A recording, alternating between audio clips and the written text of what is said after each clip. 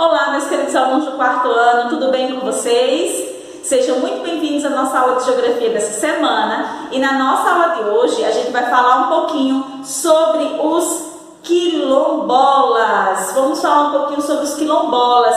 Então, quem são os quilombolas? Esse é o conteúdo do capítulo 4 do livro de vocês. Nós vamos trabalhar as páginas 206 a 209 na nossa aula de hoje, gente. Então, os quilombolas são as pessoas que viviam em áreas onde existiram quilombos antigamente, na época da escravidão.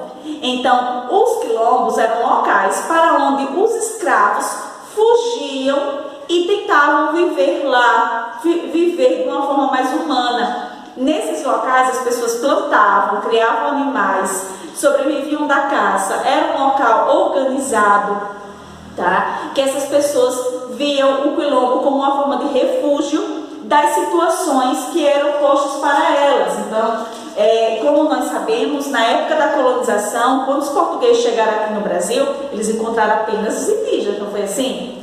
Só que como começou a exploração das riquezas naturais do Brasil, os colonos precisavam de pessoas para trabalhar nessa exploração, como, por exemplo, na retirada de pau-brasil. E aí eles foram até o continente africano e trouxeram pessoas da África para se tornar escravos aqui no território brasileiro. Essas pessoas foram expostas a situações desumanas de vida, como, por exemplo, serem transportados de um local ao outro dessa maneira e tendo que prestar serviço sem receber nenhum salário por isso. Então, essas pessoas ficaram aqui no Brasil, trabalharam, se esforçaram, era um trabalho escravo, não recebiam remuneração por esse trabalho e foram explorados. Foram retirados à força do seu local, do continente africano, de vários países da África. Então, foram trazidos à força para trabalhar aqui no Brasil, tá? Então, os quilombos eram um local de refúgio. Quando essas pessoas conseguiam fugir, elas iam para os quilombos. Um dos maiores, o maior, aliás, e famoso quilombo é o Quilombo dos Palmares, localizado entre Alagoas e Pernambuco, na Serra da Barriga. Então, esse quilombo aqui, ele se tornou gigantesco por conta que a sua organização era boa. Então, muitas pessoas, muitos escravos, quando fugiam, iam para lá viver. E não só apenas os escravos moravam lá não, quando fugiam, tá? Muitos indígenas foram morar lá. E também homens brancos, que era como assim era chamado antigamente. Então, as pessoas que não eram indígenas e nem eram africanos, também alguns moraram lá. Por quê? Porque o chefe desse quilombo era o Zumbi dos Palmares, né? A gente já conhece bastante essa história. Então, o Zumbi, ele foi o líder desse quilombo que governou muito bem. Então, não só existe o Quilombo dos Palmares, mas também todo o território brasileiro está cheio de terras, de territórios que são territórios onde antigamente era um quilombo. Então, essa região, esses locais, moram remanescentes de quilombos. Então, seus descendentes, a sua herança cultural, as memórias histórica e cultural são preservadas até hoje nesses territórios indígenas. O que mais nós sabemos sobre isso? Nós sabemos, nós precisamos debater, aliás, que o que foi que aconteceu depois do fim da escravidão naquela época? Em 1888, gente, foi instituída a Lei Áurea, que proibiu a escravidão no Brasil. Então, as pessoas, os fazendeiros, os donos de terras, se quisessem manter o trabalho, teriam que pagar por isso. Então, muitos deles preferiam pagar os imigrantes que vieram para o Brasil naquela época, com o fim da escravidão, do que pagar os africanos. Esse motivo está relacionado ao preconceito contra ao povo africano, tá? Que existe até hoje aqui no Brasil, não é? Então, com o fim da escravidão, será que os escravos daquela época viveram bem? Por que será? Pelo que essas pessoas passaram, né? Então, elas passaram por um grande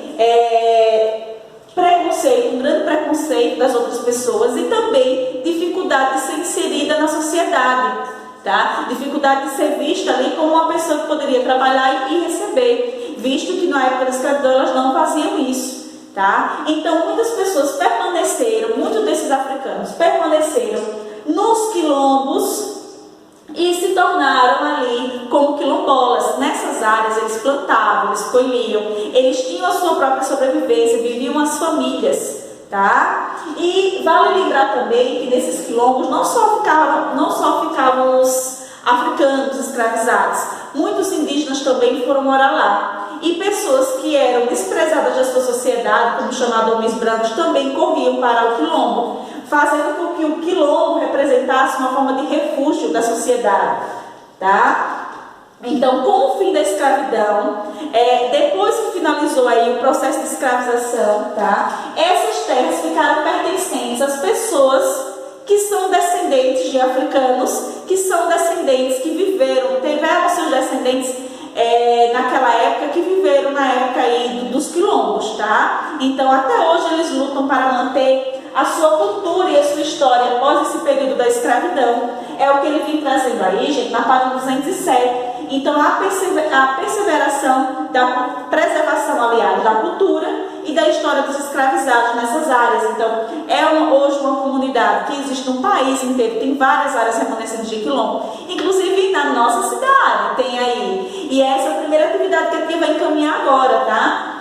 Nessa de olho no local, vocês vão pesquisar. Está perguntando em Alagoas. Em Alagoas quem?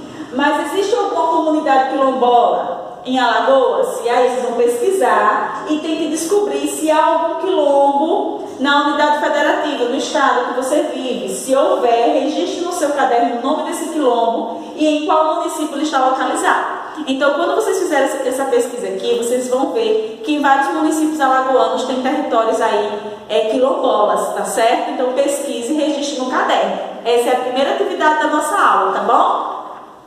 E lá na página 208, ele vem dizendo que o quilombo é considerado um local sagrado. Mas por que ele é considerado um local sagrado? Ele traz, gente, a história do povo brasileiro, tá? Ele traz a história do Brasil consigo. Então, essas pessoas, elas viveram a história do Brasil logo no início da colonização, né? Elas fizeram parte, elas contribuíram, não só em cultura, mas também em mão de obra para construir o Brasil, tá bom?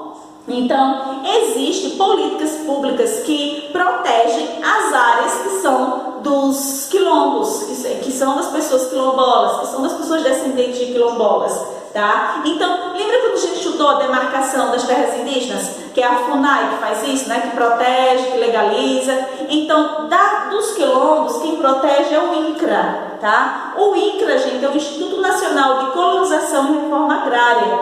Então, o INCRA é o órgão responsável por garantir a demarcação desses territórios quilombolas, tá certo? E aí, nessa atividade Mão na Massa, vocês vão responder a questão 1 e a questão 2 que vocês vão fazer no caderno, que ela é muito interessante, tá? Não esqueçam de escrever no caderno essa carta. Lembre da estrutura de uma carta que a gente já trabalhou, tá bom? E agora, lá na página 209, vocês têm uma atividade com a lupa na mão, que ela é muito interessante. Vocês vão precisar utilizar o material de apoio que se encontra no final do livro, na página 37, onde tem o mapa do Brasil assim. Vocês vão recortá-lo e colar no caderno, tá? E depois vocês vão recortar essas bolinhas aqui com cuidado para não perder. E aqui tem a sigla de cada estado com um número na frente de quantidades de comunidades quilombolas que existem, territórios dos quilombos, tá? Então vocês vão colar cada um no seu lugarzinho. Por exemplo, aqui está o território do Amazonas, não é? Então a sigla do Amazonas é AM. Então eu vou procurar aqui a AM, ó. Aqui tenho registrado 3 comunidades quilombolas que já estão demarcadas. Então eu vou colocar aqui, tá? Essa atividade tanto vai servir para vocês conhecerem o número de comunidades quilombolas, de territórios quilombolas que existe até hoje, como também de vocês revisarem aquele conteúdo que a gente viu logo no comecinho do ano, onde fala o nome dos estados, né? Dos estados brasileiros, das unidades federativas brasileiras, tá certo? Então, colhem no caderno, colhem corretamente. Se tiver alguma dúvida, pergunte a tia, mas não colhem errado, tá bom? Além disso, gente, nós podemos perceber aí que com essa atividade a gente tem dados quilombolas, não é? A gente vê que em todas as regiões do Brasil existem quilombos, existem comunidades quilombolas até hoje. E como é que essas pessoas vivem? O que é que elas fazem para sobreviver? Em algumas dessas comunidades, gente, as pessoas saem para trabalhar em outro local, mas na maioria das vezes o que a gente vê é a preservação da cultura e da história daquele local. Então as pessoas sobrevivem do artesanato, não é? Da cultura, do plantio, porque os quilombos eram assim, tá? Os quilombos antigamente havia uma organização em que as pessoas trabalhavam, que as pessoas plantavam para poder sobreviver com suas famílias, tá bom? E aí, façam a leitura desse textinho do Para Saber Mais também, para vocês ficarem por dentro desse depoimento de uma pessoa, tá? Que mora em uma comunidade quilombola, como assim é chamada hoje, tá certo? Então é isso, gente. Por hoje é só. Façam as atividades que a tia Ju pediu. Não esqueçam de tirar a foto e mandar para mim, tá bom? Um grande beijo e até a nossa próxima aula. Ah, e lembre também que tem uma atividade do estudo dirigido. Confere a agenda da semana, em que a tia pediu a leitura desses textos do censo agropecuário, dos procedimentos que são realizados para a realização desse censo, que é a pesquisa.